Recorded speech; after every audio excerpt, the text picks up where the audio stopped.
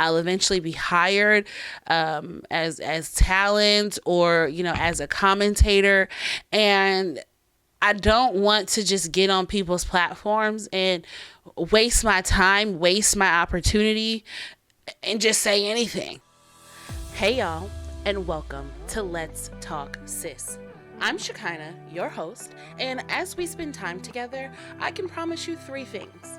I'll be honest, I'll make you laugh, and I won't hold back.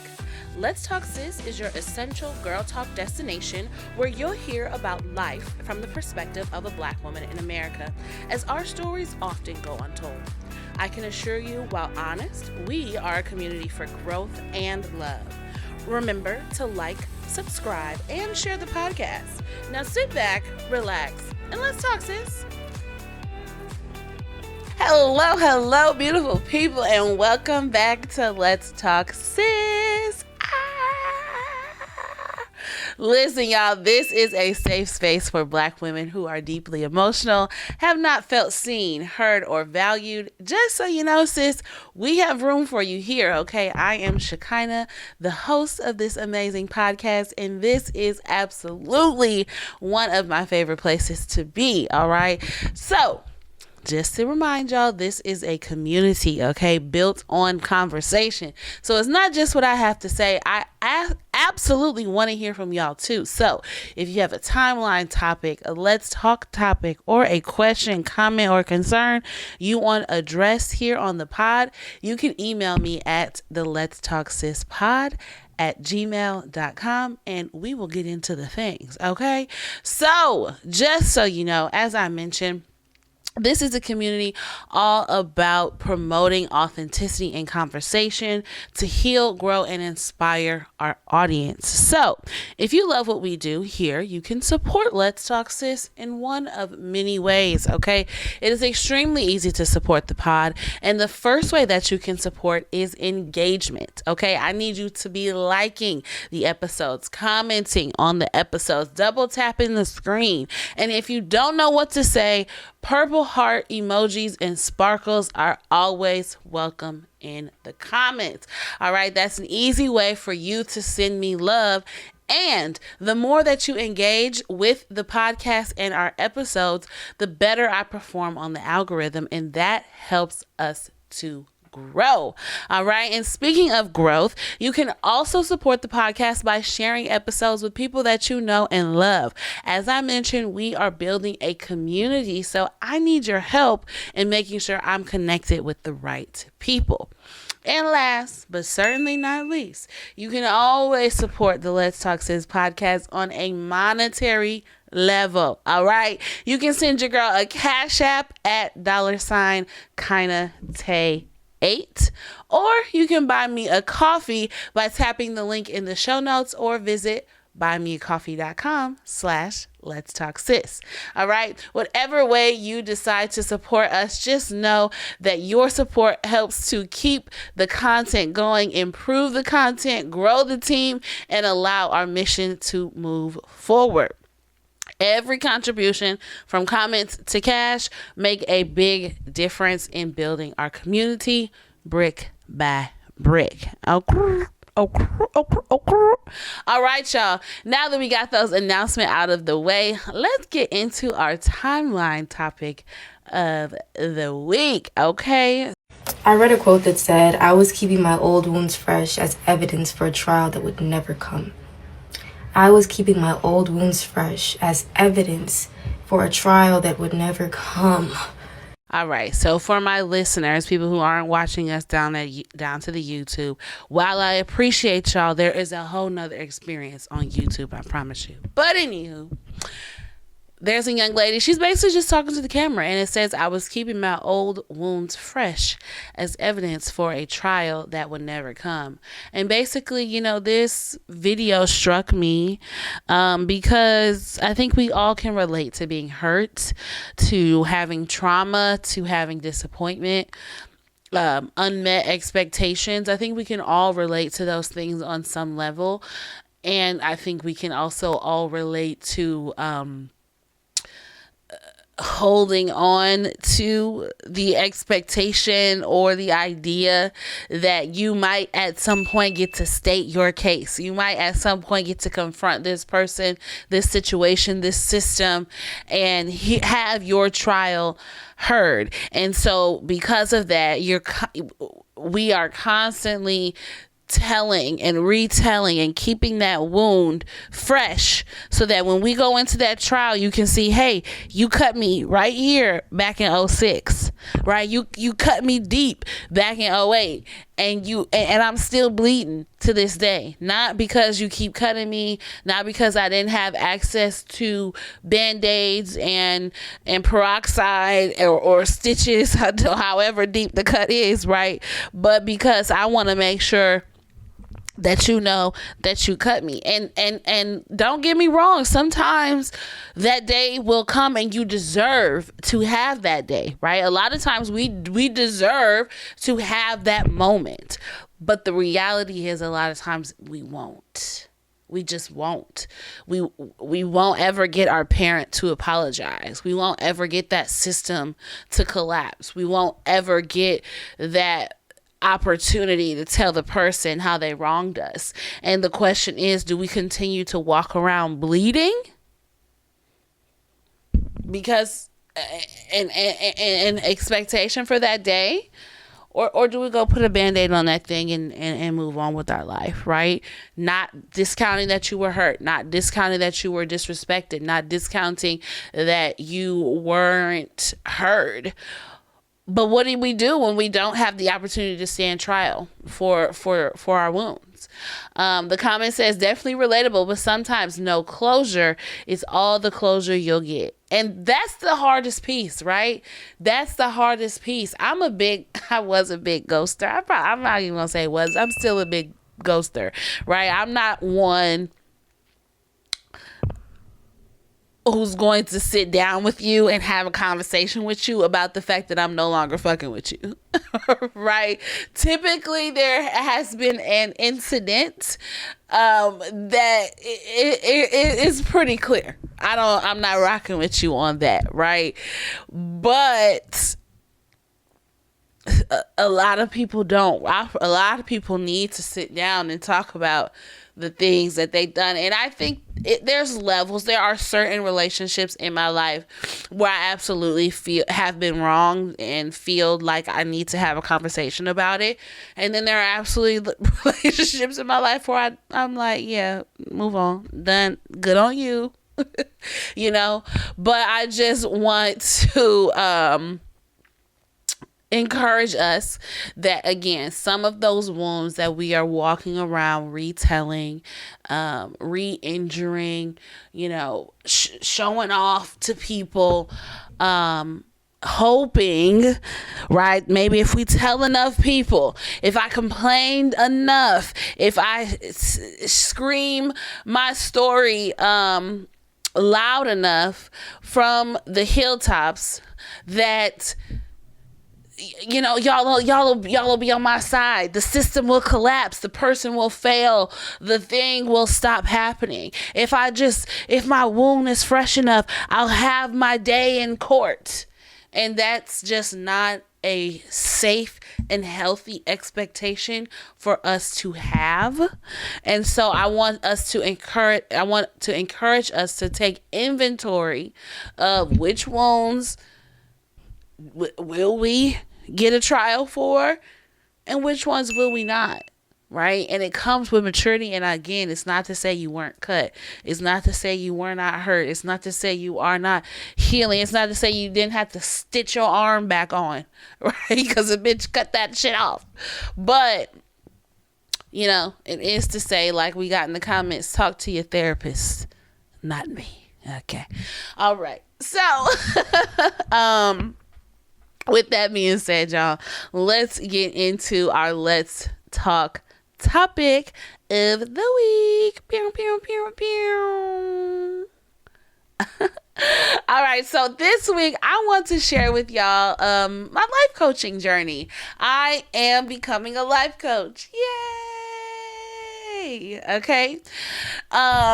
So I've mentioned this before. This isn't news if you're following me, but I do want to get a little bit more in depth with a little bit about the purpose of it, maybe some of the things that I've been kind of learning along the way, and just share a little bit more about that journey. So I am getting my certification to become an intuitive melanated life coach. All right. This life coaching program only is available after having gone through the Discover Your Destiny program, which the reason being is because we utilize a lot of the spiritual giftings, a lot of the understandings of who we are, how we communicate, what our natural proclivities and inclinations are in interpersonal relationships and in relationship with ourselves. Now, how do we take all of that information and coach other people, right? Thank you for the purple hearts. Proud of you. Thank you. So basically for me, the reason why I wanted to do this is because I definitely see myself,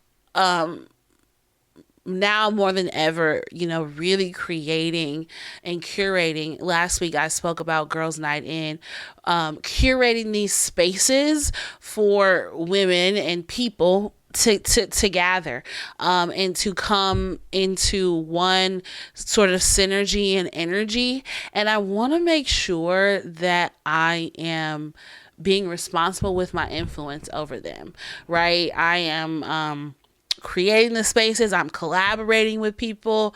I'll eventually be hired as talent or as a commentator, and I don't want to just get on people's platforms and waste my time, waste my opportunity, and just say anything, right? A lot of people will just pick up a mic and pick up a platform and they'll just say anything. And I want to be able to say what I want to say, okay? Get across the point I want to get across, but how do I do it in an effective and responsible manner, right? In a way that is considerate of my audience, in a way that considers how people's brains work and how people process information, my privilege, my bias, and different things, so that I'm actually able to help people, right? And provide them with legitimate solutions and tools, to their problems, their questions, their desires, right? And I can show up as someone who is educated and who is informed, and I do actually know what I'm talking about because I've actually put in the work and studied this. So let's talk about a little bit of what I've learned so far. Okay. So week one, we kind of spoke about privilege, right? And basically kind of talking about, and Kimberlyn has so many amazing, visual aids and resources. Like, that's really why people just kind of have to go through the program. But we talked about the spectrum of privilege, right? And this program is 12 weeks, but the last 5 to 6 weeks are work weeks, like working on developing your program. So the first half is really just like the learning of and how to do the things. Discover Your Destiny, the first program, is 10 weeks. So yeah, we started the life coaching program week one talking about privilege and just understanding, privilege that might come with youth, that might come with race, that might come with age, access, education level, location, all the things that you kind of I didn't necessarily recognize that I stood in a position to have privilege, right? Because a lot of times as a Black woman, you feel like you entering on the lowest bar on the totem pole, right? And don't get me wrong, there are those that outrank me, but I do have some privilege in my level of education, in my lived experience, right? My ability to have traveled the world, experience culture,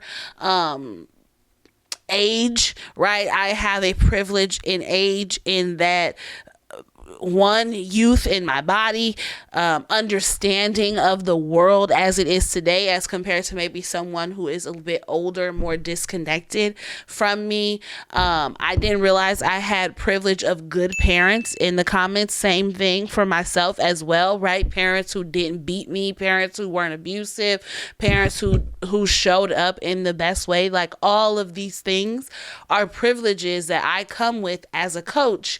And it is important that when I am working with people and framing how I'm speaking with them, framing environments, framing spaces, that I take all of that privilege into consideration, because when I don't, I end up creating systems like we see white America do every day, right? They're only considering white Americans. They're only considering people that are like them. And you should just be the American dream, right? You should just be able to pull yourselves up by the bootstraps. That's assuming a lot of privilege, that people have education, that the bitch even got bootstraps. You know what I'm saying? So it's important that I consider all of those opportunities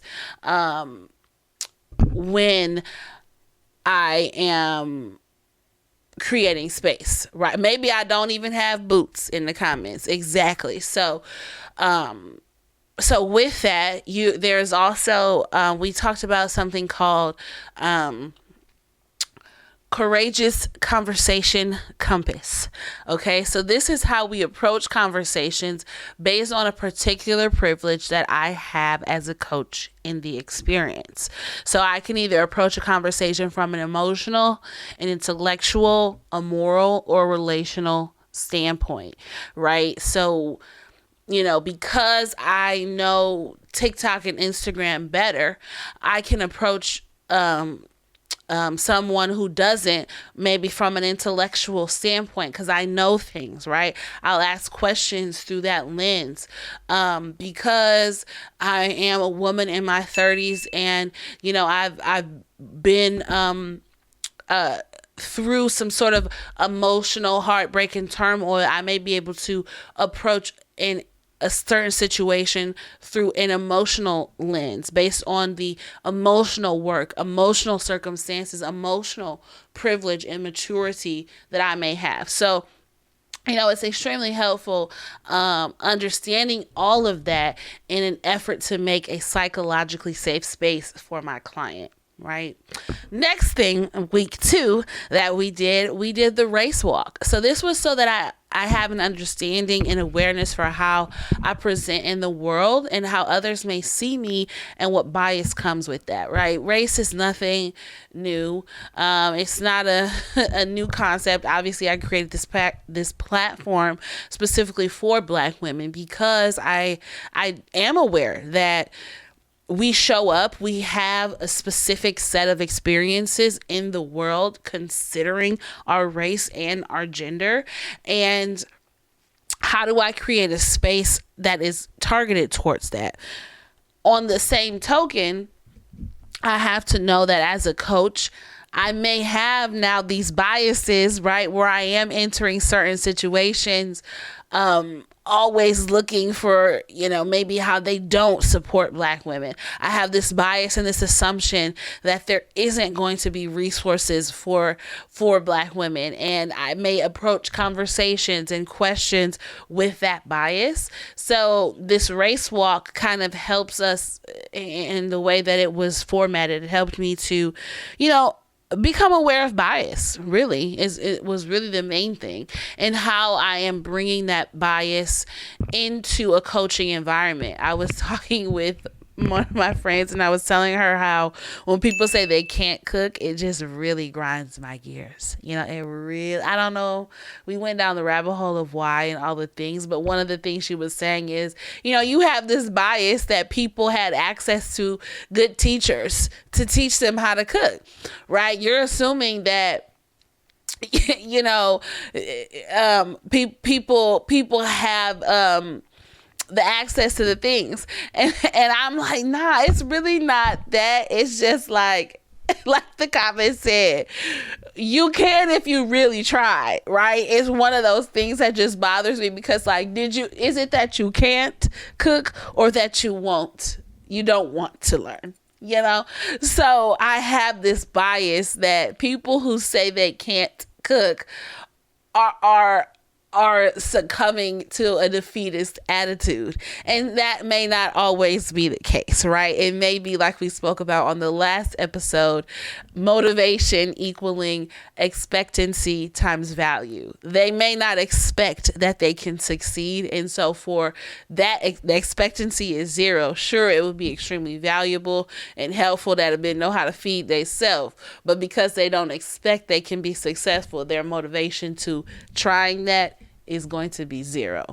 All that being said, I have to be aware of that bias, right? When I am approaching a conversation with somebody who says they can't cook, and maybe their goal is to learn, and I can't be like, well, what the hell you mean you can't cook? Did you even try? Did you look with if you read a book, you can cook, right? Like I can't necessarily approach the conversation like that as much as I might want to, because what are you saying right now?